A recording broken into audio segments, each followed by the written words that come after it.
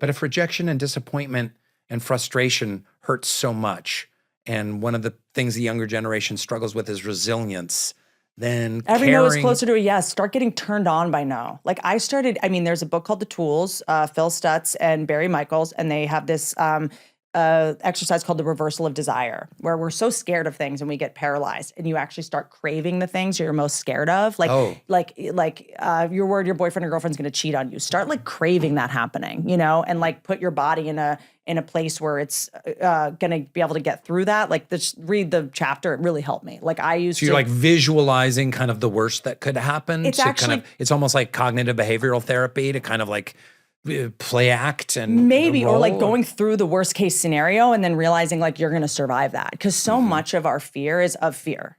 We're afraid of future fear. We're afraid of pain, but the irony is we're putting ourselves through all this pain to avoid pain. Like it doesn't make any sense logically, and we're just paralyzed by it. So it's just a way for me, of going like, what's the worst that could happen? I could fail. Like, okay, every failure is closer to a success. Every no is closer to a yes. Like to me, it helped me to go like, yeah, like I'm going to hear 300 no's before I hear a yes. So if I'm at 100, like I got 200 more to go, So like trying hard and hearing no's, like, okay, I'm closer. Like, getting turned on by rejection, because just realizing like, that, or also going like making your goals impossibly high because there's less rejection or less competition up there, like if you're just like, I want my own sitcom. Saying like, I want to be on a sitcom, everyone wants to do that. But saying I want to have my own sitcom that I just create, like 5 people were trying to do that. You know what I mean? So I was just so delusionally confident that it like confuses people. You know what I mean? Yeah. And the worst they can say is no. But if they say yes, like, you didn't go like, I want to be number 3 on a sitcom. And then they say yes, and you're like, oh, now I still have all these other goals. Now I want to, I just went for that one because it was like insane. We're dying. I think also when you've been around death and seen so much death, we have like 20 minutes left. This is also something that— You mean us as a species, or us as individual people? Humans? Like the movie is halfway over, And I think that I've been staring at death for the past 10 years, but like if you haven't been, and so you don't have that context or perspective yet.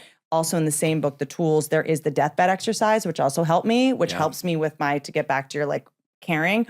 And you visualize yourself on your deathbed and you think about how mad you're going to be at yourself if you're like, I can't believe I spent all that time worrying about what my roommate thought of me, or I was chasing that girl that I knew was bad for me. Or in my case, actually it unlocked a lot of my stuff with eating disorders because I did, recovery around it in ACA.